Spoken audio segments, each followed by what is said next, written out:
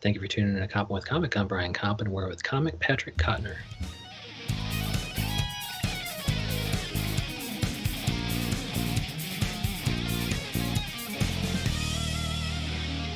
Patrick Cotnoir, how the hell are you? I think I'm doing about as well as I can be. Yeah. I feel like that's the only appropriate answer nowadays. Dude, that's about as good as I expect, and so it's good that you're at least at that level, man. You're doing about average or above average. Yeah, about average. I think that's probably the best way to put it.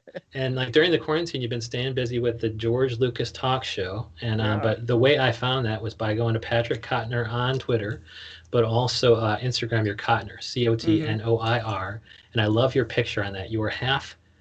Oh yeah. Shaved head, shaved beard, and then the other half is full hair and full beard. What are you at right now? What's your hair game right now? Right now, I am full beard, bigger than I've ever had it, and shaved head.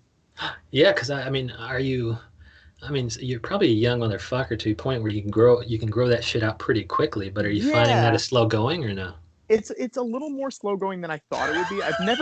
Here's the thing. I've never grown it out as far as it's been because I'm always like, oh, I'm working. I've got to keep it presentable. I've got to look like a regular human being. And now I'm like, who cares? Whatever. It doesn't matter. But so you got the long beard, but I mean, like growing out the hair on top, it must be slower than you like. For sure. But I actually like it short during this because I'm not sweaty. Like, it's getting to be hot here, and I'm like, I'd rather keep that shaved. But I've sort of been experimenting, changing it up every few weeks and seeing where we go with it. That picture specifically when I'm fully shaved was from, I think it was 6 days into quarantine when I was like, you know what, we're going to be here a while. Let's just do this. Let's go for it. That's cool. I love to see that shit. It's like I would like to do something right now, but I'm about ready to start new jobs on site. For sure. And it's like I can't be as fucking, I'm a lawyer, so I can't be as punk rock as I'd like to be. Yeah. And so tell me about George Lucas Talk Show, because you've been doing this forever, and you got hundreds and hundreds and hundreds of subscribers for YouTube, and that's pretty difficult to do on YouTube. But you've been going for years, and you have top flight guests, and I guess you have a comic who is kind of acting as George Lucas. Yeah. And you have another comic who's the guy from The Tick, but then you have big names like John Hamm, etc. How the fuck did you come up with this? Like, what was the concept behind making impersonating George Lucas and giving him a talk show? Yeah, so basically it's hosted by this guy Connor Ratliff, who's kind of a UCB mainstay. He was a UCB New York guy before that all got shut down, but he for years he'd been doing this George Lucas impression just to make his friends laugh. He always thought it was funny to play this guy who's a really interesting character. Like, he's a fascinating guy who has so many layers to him in real life, and just like looking at his body of work, and it's I don't know, it's a weird thing. But like 6 years ago, he wanted to start up a new show, preferably at UCB, and he just got it going. He started doing a monthly talk show as George Lucas, and it's sort of just grown by leaps and bounds since then. It went for like, when did we stop? We stopped in February was our last show of 2020 at UCB. And then in May, we started doing it live weekly on Chris Gethard's Twitch channel. Okay. But yeah, Griffin Newman plays his sidekick Watto, who's a CGI character from the Star Wars prequels. It's truly, it's nuts, it's insane, but people like it, and that's really cool. And we've gotten a lot of cool, like Kevin Smith was on a few weeks ago, Leah Thompson was on a few weeks ago, John Hamm's done it, Ira Glass, Amy Mann, like wild Nicole Byer, just crazy people that should not be doing a dumb little talk show, but people like it, and that's right. And these guys are making a documentary about the show right now. Weird. Yeah. So like, how are these people playing their part? Like when I see Oh Hello with Kroll and Mulaney on Broadway, it's like when they have a guest on, they prank them with too much tuna. Like, yes. And I guess in your universe, George Lucas is just playing a talk show host. Is he doing like a straight interview, but because he has so many layers, you're able to kind of you're able to reflect those layers through the questions? Yes, for sure. The way we describe it to people is we say, pretend like you're going on James Corden, except James Corden is a 75-year-old retired filmmaker billionaire. Yeah, what kind of bizarre questions would those be? I guess that is hilarious. I mean, right? the way that Connor plays it, which is great, he's so good at making connections to people. So he'll be like, I mean, obviously, Kevin Smith is an easy one because we could be like, Kevin, you're a filmmaker. I'm a filmmaker too. And you have a lot of connections to my George Lucas projects in your movies. So he'll make some connection to the person who's a guest that they may never have thought of. Like, oh, you worked with Steven Spielberg in this, he's my best friend, right? We're best friends. Like, just crazy stuff where people will not even have think about it. And it's fun catching them off guard. Yeah. Being like, oh yeah, you're George Lucas. I forgot that you're George Lucas. You're not just the guy who spray painted his hair. Yeah, that's God. Oh my gosh, you have to keep that in mind at all times, my Lord. Yeah. Wow, but it's like, like you're name dropping fucking Steven Spielberg, and he's like, that's my best friend, right? My buddy Steve. That's how he refers to him. My buddy Steve. Yeah, it's like when I was playing cards with Steve last night. And he didn't mention you at all. Yeah. But it's been fun, and we've sort of made a lot of the shows into fundraisers for different things. So we've raised almost $100,000 in September. I think we will surpass $100,000 for different charities and stuff. We did like 20,000 for the laid off UCB employees. We did almost 20,000 for the Museum of Moving Image. Like, it's RAIN, Food Bank. We've done a whole bunch of places. But is that kind of how you're getting some of these guests, though? I mean, some of these guests are pretty good guests. Right? Sometimes, but a lot of them, we either know somebody, or it's a cold ask, or it's just like someone knows someone, and it just gets to them. But I mean, we're lucky in a way, because my main thing is booking guests and producing stuff. So I'm lucky in a way that I've worked with a bunch of people. At this point, I did Ask Cat over at UCB for like 6 years. I did the Chris Gethard show for like 3 or 4 years on cable, and then public access before that. And you build up this network of people, and once they do one fun show with you, they're like, okay, I guess I trust you. They trust Patrick Cotnoir.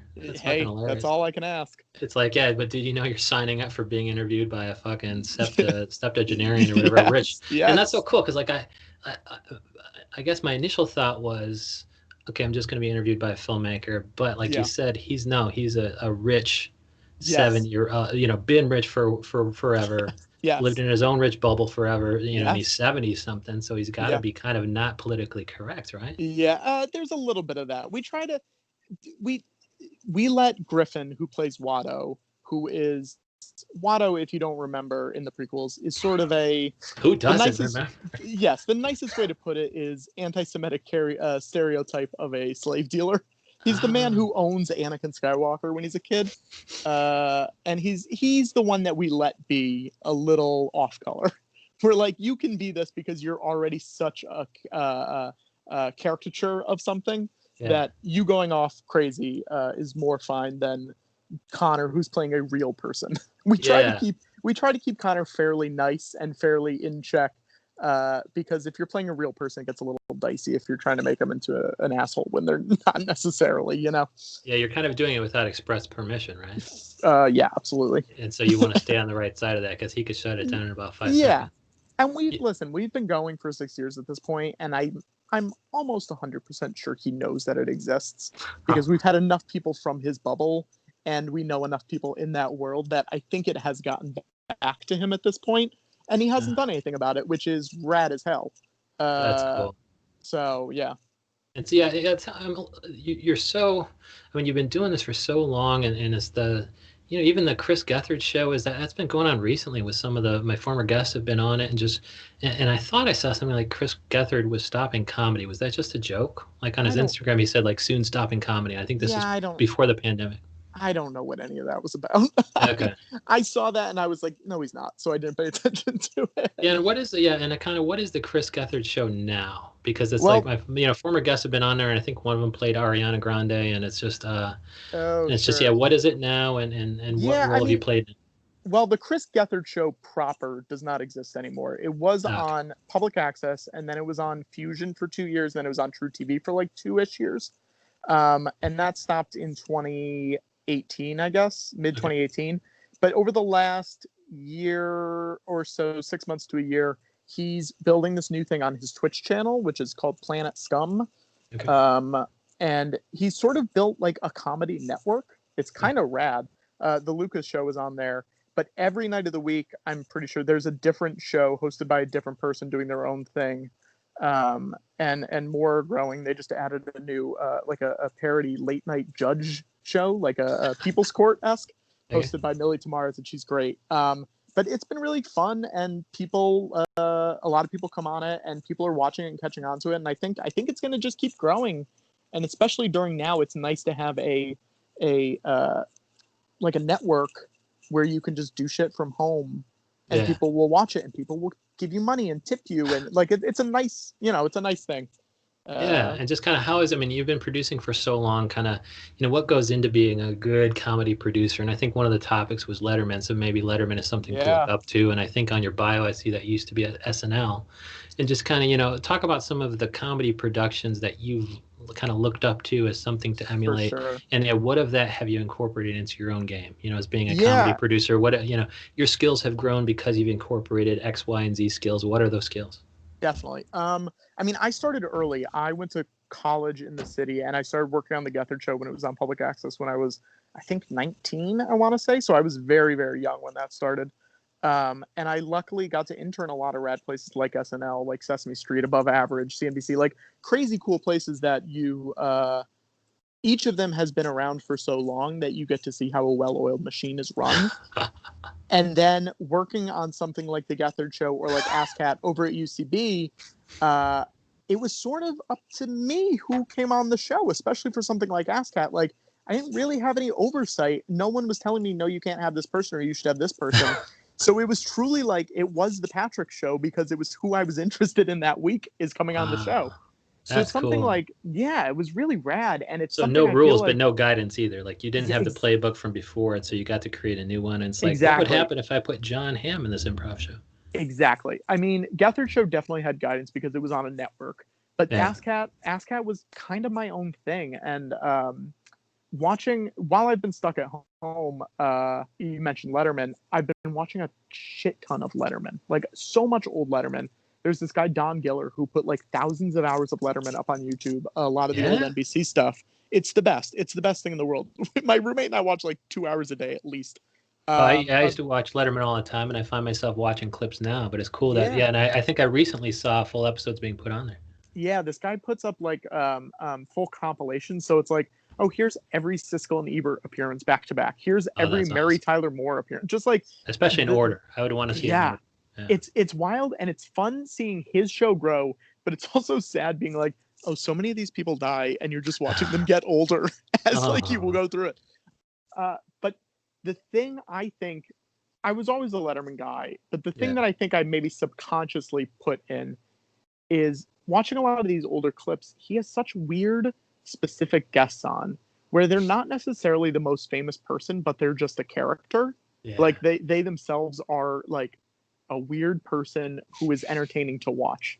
Yeah, And I that fat, think fat bald white guy or Rupert ex- G or exactly. Yeah, yeah. there's so many guys.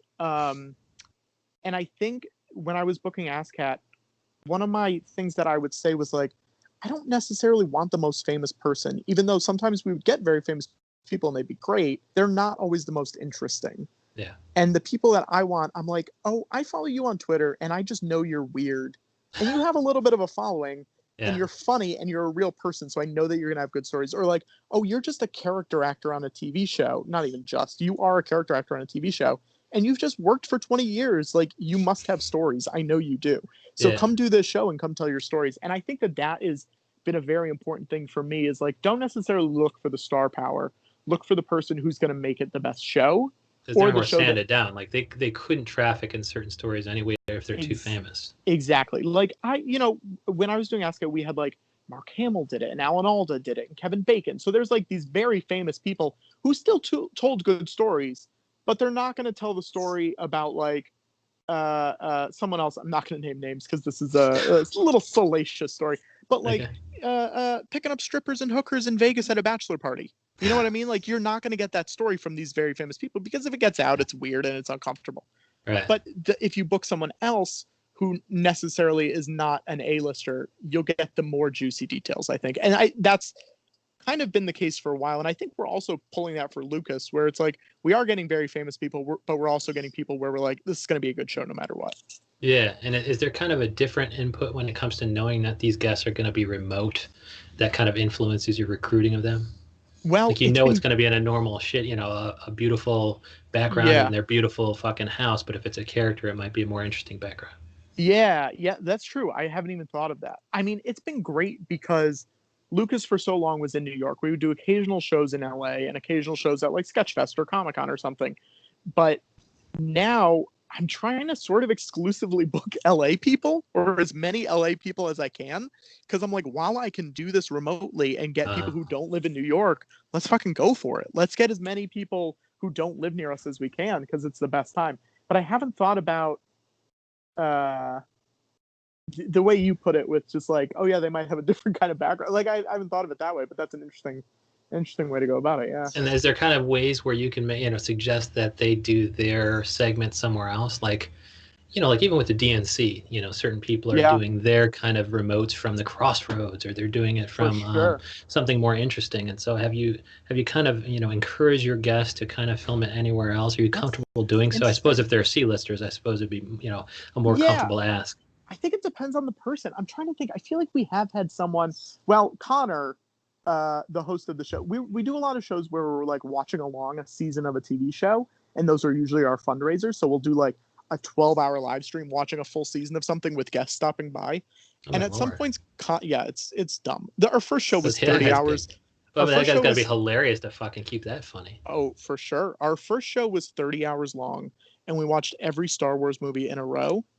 Like in chronological order of the movies. So it's like episode 1, episode 2, episode 3.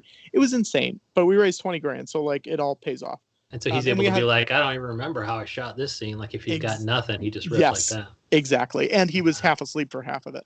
But he at some points, that's how it would be in real life, right? Yeah. At some points, if he gets bored, he's staying with his parents in the Midwest. And if he gets bored, he will just grab his camera and just go for a walk, which is like not something you can do if you're in a theater. Like he'll just be like, okay, I'm going to walk around their backyard now, and just like pick up the camera on the tripod and walk around. So like that, it does give this sense of like a little more interesting background to the thing, where it's not just a static shot of a guy sitting at a table. Like it's like, oh, he's walking by a river now. Like what is this? What is this? So you have to pretend like that's a river that goes through his palatial estate. Oh yeah, it's Skywalker Ranch in Marin County. That's where he's staying right now. Wow. Yeah. And so he came up with this. Like, at what point did you join the George Lucas talk show? So his first show was at this place called the Producers Club in New York, which was this really tiny room that you had to pay a lot of money to use. And he had like 10 people there, 15 people in the crowd. It was a very, very small crowd because no one knew what it was. And I got there and I was friends with him because we had worked together on Ask Cat and the Gethard Show. And he goes, hey, my warm-up comic dropped out. I need you to be the warm-up comic. And I am not a comedian. I'm not a stand-up. I'm not anything. And I was like, oh, okay, sure. So I just did 10 minutes of warm-up because I'd been to enough talk show tapings that like I knew generally what to do. And it was like a fun kind of parody of Seth Herzog's opening at the Tonight Show or something like that. So I did that, and then I sort of was just coming for a while, and then maybe 6 months into the show, 9 months into the show, he and I were talking to someone else, and he introduced me, and he goes, oh, this is Patrick. He's my producer. And I was like, what the hell are you talking about? And he goes, you're my producer for the show. What do you mean? And I was like, you've never said that to me. How do you expect me to know that I'm your producer? And that was, 5 or 6 years ago at this point. So it's been kind of going strong ever since. We started as a midnight show on a Friday at UCB, and it used to like sell out a lot. And then eventually it worked to a 7 p.m. show on a Friday, and it would still sell out. And when somebody says that, is that flattering to you, or have you been a producer for long enough that you're like, you just roped me into a bunch of fucking work without my consent? No, that's flattering. I mean, here's the thing. I wanted to be working on it. It depends on the gig. It depends on the gig. If someone else said that, I'd be like, all right, let's hang on. Hold your horse for a second. But Connor and I are good friends, and I wanted to work on it. And I've always been a little Star Wars freak since I was a kid. So like, it was kind of all of my interests coming together into one thing. So it worked out for me. But yeah, I don't know. It's been a fun ride, and I hope we get to keep doing it for however long we want to. As long as it's fun, we'll keep doing it. And is it ever gonna get old? Like, meaning, are either you or Connor going to get fucking sick of George Lucas? Well, here's the thing. I mean, it's been 6 years and we're not sick of it yet. So, like... Because that's just one of the things he does. I look on his channel, he looks like he also does the KFC guy, and he does a bunch of other stuff. Yeah. He does a ton of stuff. He's a busy guy, and he likes having a lot of projects. He's got a great podcast right now called Dead Eyes that I think people should check out. It's about him getting fired by Tom Hanks from Band of Brothers. It's a Oh, real that's thing. that guy. Yeah, I've seen that before. That's fucking hilarious. Yeah. But dude, It's watch great. out. Don't be too complimentary, man. He'll kind of be like, hey, guess what? This is my producer. Yeah, This yeah. I Patrick mean, Cotnoir guy is my producer for Dead Eyes. I've Did you already know that? listen. I've already made it clear that I have a day job and I already do multiple things for him, and I can't keep on taking new things. Yeah. Um, but yeah, I mean, it's been fun, and I don't. It hasn't gotten old yet, and I think he will get sick of it before I get sick of it, and I think it'll Yeah. be a while before he gets sick of it. Good. Yeah, you can't get sick of people laughing their ass off. No, and people like it, so who cares? Dude, that's so fucking cool. So I can't wait to see it. And when do these things typically drop? They're So typically on YouTube, but do you also clip them at Patrick Cotnoir on Instagram or no? Or you yeah, also have your own channel there? yeah. I Yeah. will. They're Sunday nights at 8 p.m. Every Sunday. They're live, and then they go on YouTube usually the next Tuesday or so, and I'll put clips up on YouTube or on Twitter or on wherever. But yeah, you can watch. We figured it out. We've done 127 hours since May, so people can go check it out and watch whatever you want. I'm sure you will find something that you like. Yeah, looking at some of Whether these videos, I see Chris Gethard is on one of them. Yeah, he comes on. He comes on a lot. He's sort of the boss since we're on his channel. He's sort of our Oh. he's our head of programming. Are you? I mean, so you're saying Chris Gethard you're on his channel with respect to what, like Twitch? We're on his Twitch channel. Yeah, so his Planet Scum. With George Lucas Talk Show. Yeah, we are their Sunday night show. Yeah, so if you want to tune into his channel on Sunday nights, you would see us. That's so fucking cool, man. Patrick Cotnoir, you're just a badass motherfucker. You've been producing comedy since I was born, I think. I think that's probably true. Yeah, which is crazy because I think you're probably older than me. Yeah. Yeah, so it's so wild. if I'm 40, you must be 60, and you won't be able to grow that hair back that you shaved off for your thing. Well, what a mistake. Well, Patrick Cotnoir, it's been so good getting to know you because you just are a stud, and I'm just, now that I'm in your network, it's gonna be like, let's call up that Brian Koppen guy. What can he do? He can interview people, I guess. Straight to the top, straight to the stars. Here we go. I love that so much, Patrick Cotnoir. Thank you so much. Thanks, dude. Have a good one.